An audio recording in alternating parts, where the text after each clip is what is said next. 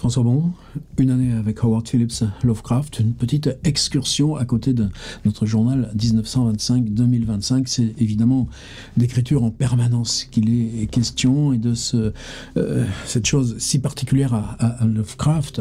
Et meurt à 46 ans en mars 1937, que celui qui est considéré aujourd'hui comme un des socles principaux du fantastique n'a pas vu un seul livre publié de son vivant. Enfin, juste à la frontière, puisqu'en 1931, c'est un auteur de sa génération, mais devenu déjà lui beaucoup plus célèbre, Dashiell Hammett, qui se voit confier la commande d'une anthologie des récits d'horreur ou des récits surnaturels. Lovecraft ne sera pas du tout d'accord avec ses choix d'ailleurs, mais Dashiell Hammett a aussi une mutation là dans le domaine de l'édition et l'édition populaire, fait un appel aux lecteurs. Et dit que les personnes qui auront suggéré les histoires qui seront retenues dans sa compile recevront une récompense de $10. Et Lovecraft, en 1931, correspond énormément à Nathan Charles Solitude. On a 2 gros volumes. C'est pas la correspondance la plus passionnante parce qu'elle est braquée tout le temps comme ça sur ce quotidien de l'auteur avec un jeune type de Madison, Wisconsin, qui s'appelle August Derleth. Et Derleth qui en 1947 aura un rôle énorme en tant que celui qui va être l'éditeur, le premier éditeur, quitte à simplifier, puis arrondir les angles, qui va faire de Lovecraft aussi l'initiateur de cette littérature où on peut reprendre des cosmogonies, des théologies pour fabriquer ses propres histoires dans cette ligne. Donc August Derleth a un rôle extrêmement structurant dans la façon dont, en 1947, 10 ans après sa mort, Lovecraft devient écrivain de référence. Mais dès 1931, il fait partie de ces quelques inlassables qui se bagarrent, mais pieds et poings, pour que Lovecraft soit reconnu, soit publié. Et c'est lui qui envoie, là, dans l'opération Dashiell Hammett, qui propose la musique d'Eric Zann de Lovecraft, écrite en 1921, publiée dans une toute petite revue à l'époque, Astounding, je crois, quelque chose comme ça, et reprise ensuite par Weird Tales, et August Derleth empochera ses $10. Alors que la propre nouvelle que lui aurait bien voulu voir prise dans cette compile, eh bien, tu repasseras. Ça veut dire qu'en 1931, Lovecraft reçoit un livre. Alors, il n'est pas sur la couverture. Il y a des noms d'auteurs, dont William Faulkner, dont André Mauroy. Il n'y a pas Lovecraft. Mais c'est la première fois qu'il sort de la publication magazine ou des publications National Amateur pour être dans une anthologie reconnue. Si reconnue qu'en 1932, elle va être reprise en Europe, Modern Tales of Horror, et qu'il va retoucher encore $22 à un an d'écart. Et c'est dans cette revue qu'il y a les nouvelles dont je parlais hier, c'est-à-dire des histoires que lui reprend dans son carnet de 1933 et en fait des résumés. Et dans ces résumés, on a Hans-Heinz Evers, l'araignée, et cette histoire-là, elle figure aussi dans le volume de Dashiell Hammett, et donc Alvin Bacchus, le bus fantôme, et on a aussi une plus courte, enfin en tout cas le résumé est plus court, Conrad Aiken, Arcularis, après une périlleuse opération, là je vous l'avais lu hier. Alors, moi je n'avais que ça hier, le résumé, le bus fantôme, la fiancée d'un jeune homme est tuée dans un accident d'autobus. Première phrase de Lovecraft, alors qu'elle n'est pas la première phrase du récit. C'est pour ça que ça va être intéressant de comparer. En quoi la fonction résumée, reprendre, condenser, dégage le texte de l'histoire de Alvin Bacchus, mais en fait un embryon qu'on peut transporter ou implanter ailleurs, dans un autre univers fantastique. Lui avait déclaré qu'elle reviendrait jusqu'à lui si elle était la première à mourir.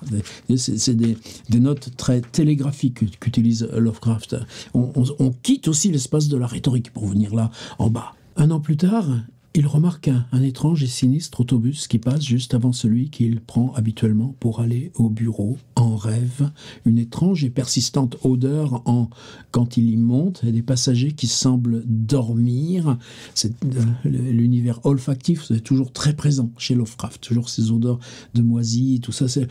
N'importe quel danger, n'importe quel changement d'instance de réalité se traduit par des univers olfactifs. Même si le bus ferraille comme pas possible, il semble glisser avec douceur, ça c'est une notation qui n'appartient qu'à Lovecraft, se réveille dans la terreur, le rêve revient, au début la scène n'allait pas si loin, etc. Eh bien, le bus fantôme, je vous en propose maintenant la version intégrale. C'est pas très long, vous allez voir. C'est en 5 petites parties.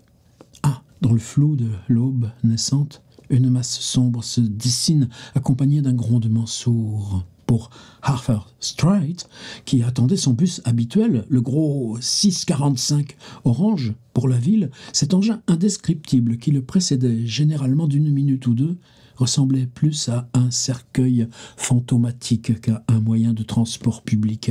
Ses flancs noirs en sueur luisaient dans la lumière grise alors qu'il passait devant lui. Une seule lampe à incandescence de faible intensité, aperçue à travers les vitres, silhouettait des têtes qui hochaient la tête avec raideur sur le fond d'un intérieur miteux. Puis le bus noir disparaissait, englouti dans la brume et le brouillard tourbillonnant de décembre. Comme toujours, un sentiment d'inquiétude étrange envahissait Strite au passage de ce vulgaire moyen de transport, une impression fugace de mystère étrangement repoussant et défiant toute description.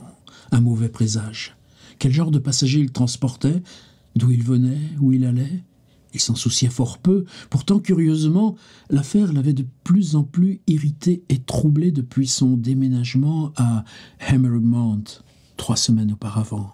C'est juste un vieux tas de ferraille qui passe par Norwood et revient dans cette direction, lui avait répondu un autre banlieusard à sa question. Jusqu'à ce matin, Strite s'était abstenu de ce qu'il considérait comme la faiblesse d'une question à ce sujet. En effet, il avait hésité à donner une forme définitive à son inquiétude insensée, en s'avouant cette curiosité, même à lui-même. Je crois qu'un couple de pièges mortels comme celui-là constitue l'ensemble du stock roulant de la compagnie, reprit son informateur. « Oh, répondit Strite, classant...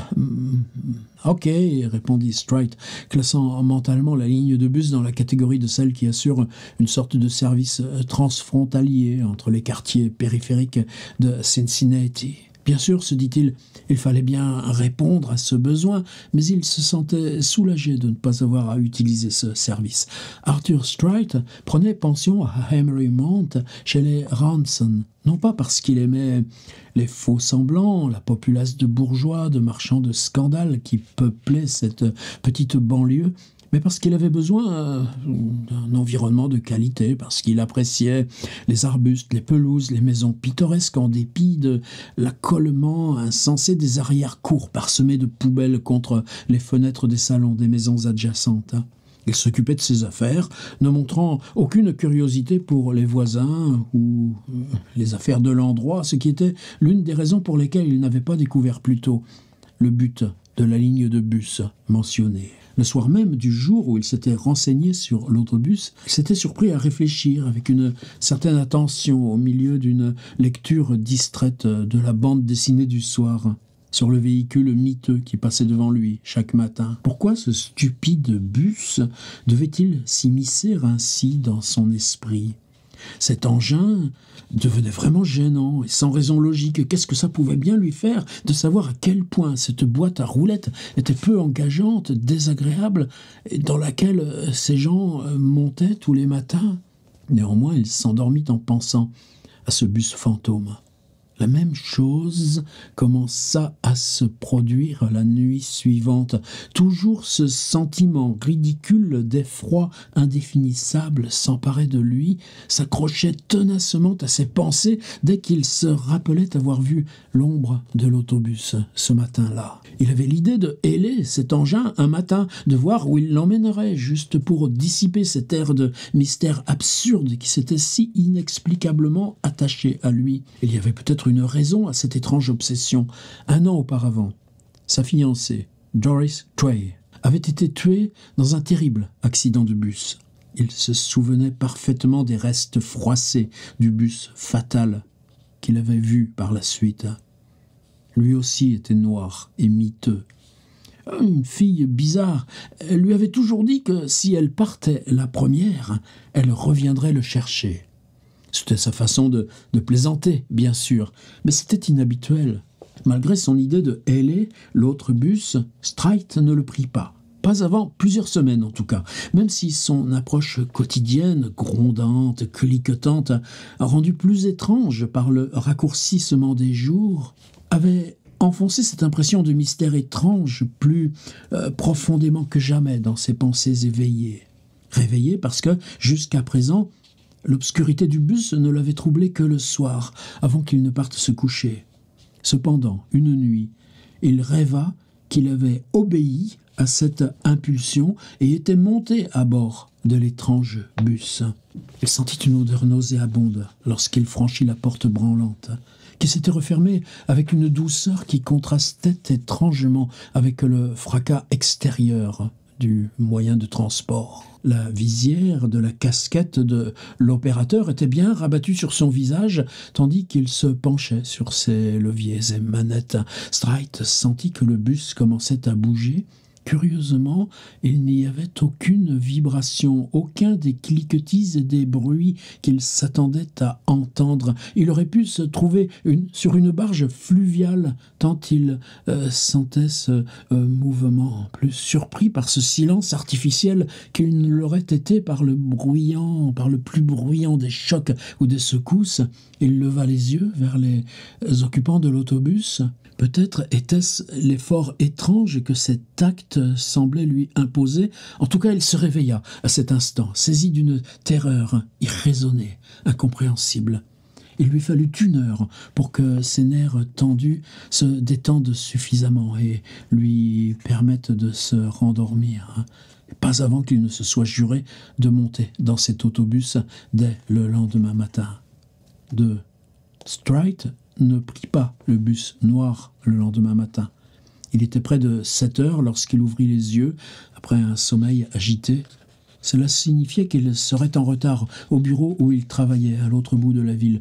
Bien sûr, il manquait son bus habituel, et avec lui l'autre. De plus, la lumière du jour donnait un autre aspect aux choses. Il aurait été ridicule, après tout, de monter dans un bus à destination d'un autre quartier de la ville, simplement pour satisfaire une impulsion folle. Pourtant, le soir venu, Streit hésita à aller se coucher. Il se dit qu'il était désespéré, idiot, lâche. Puis il se déshabilla, éteignit résolument la lumière.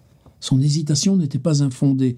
Il se retrouva de nouveau à bord du mystérieux véhicule, en sueur, avec ce conducteur penché et son odeur étrange et illusoire. Et de nouveau un réveil brutal, angoissant.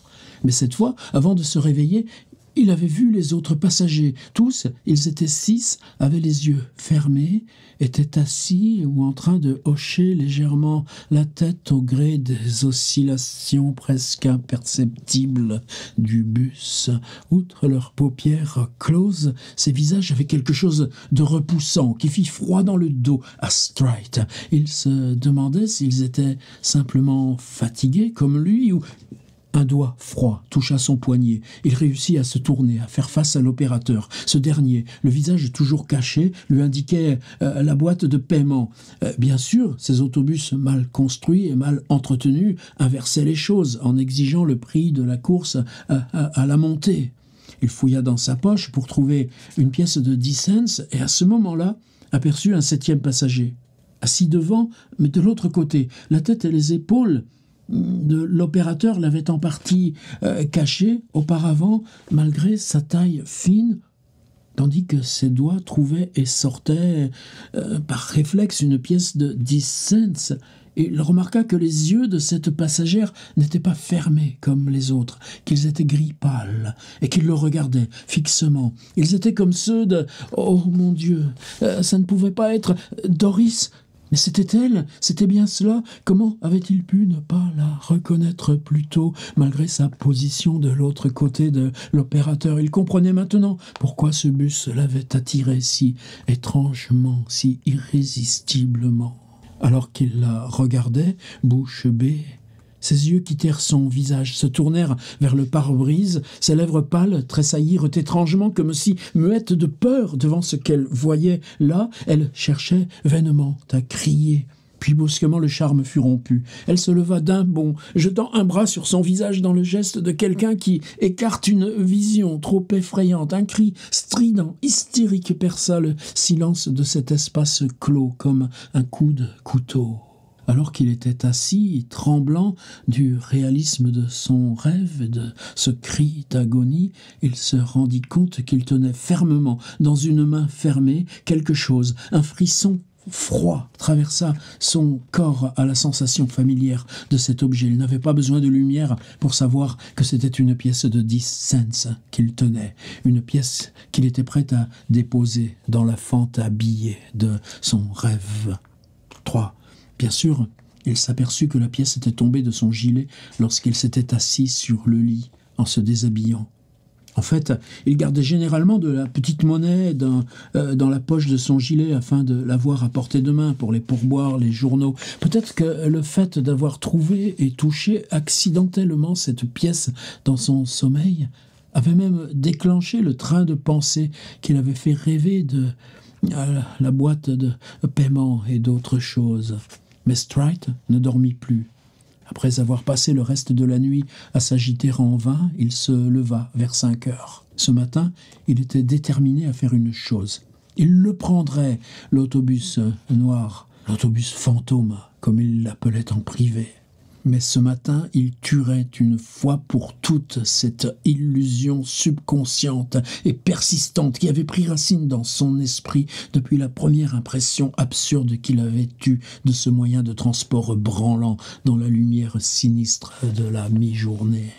Mais une fois de plus, son intention fut mise en échec. L'autobus noir n'apparut pas avant le 6h45. Bien qu'il fût arrivé à l'arrêt plus d'un quart d'heure avant l'heure prévue. Il l'attendit même 10 minutes après le départ de son bus habituel pour apprendre plus tard que l'autre ligne avait finalement été supprimée. Sa première réaction à cette information fut un immense soulagement. Il n'aurait plus à subir chaque matin le rappel de cette masse ombreuse et grondante, des choses qu'il préférait maintenant oublier.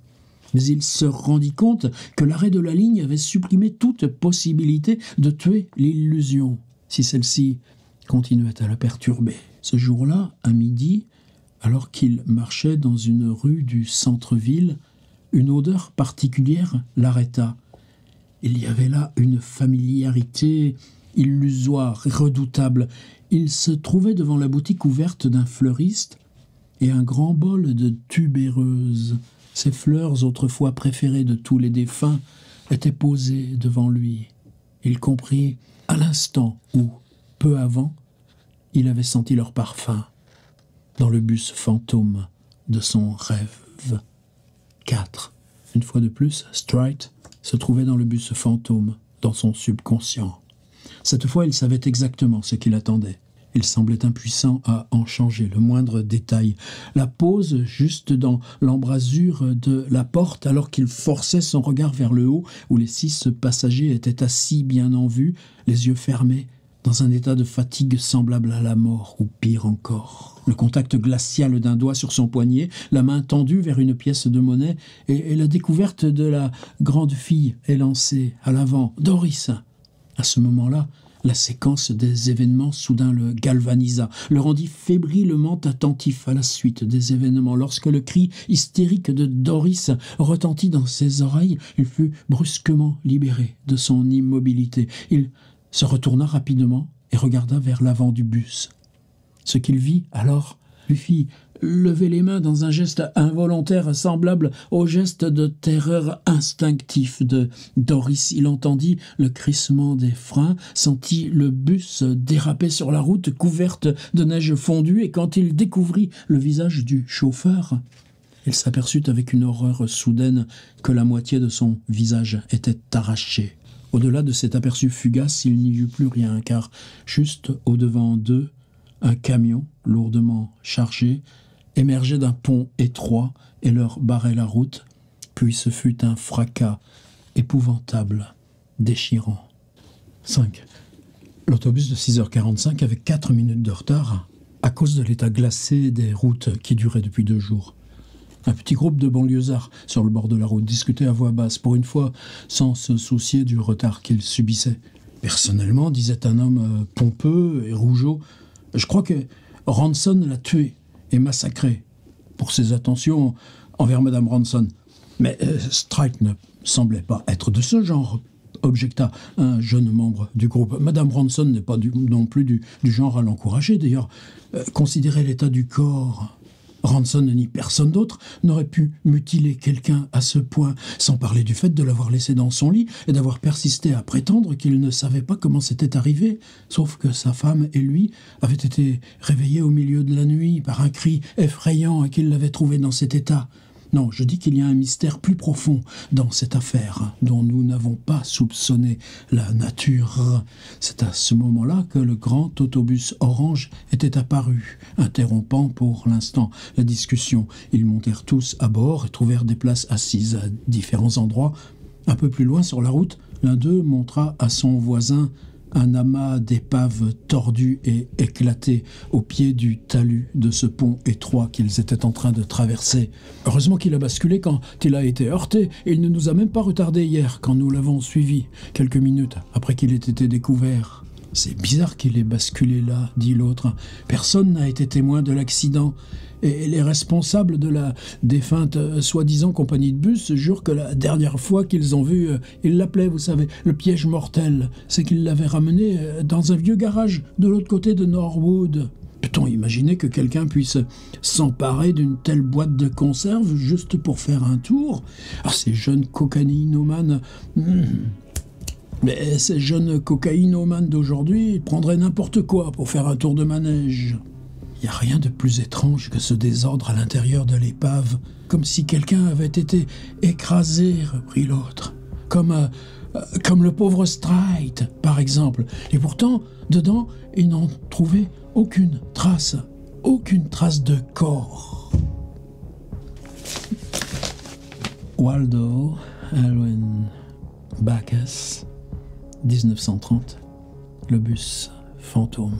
Histoire que Lovecraft découvre dans l'anthologie où Dashiell Hammett, en 1931, lui fait le plaisir, l'honneur et les $21 de reprendre la musique d'Erich Zahn.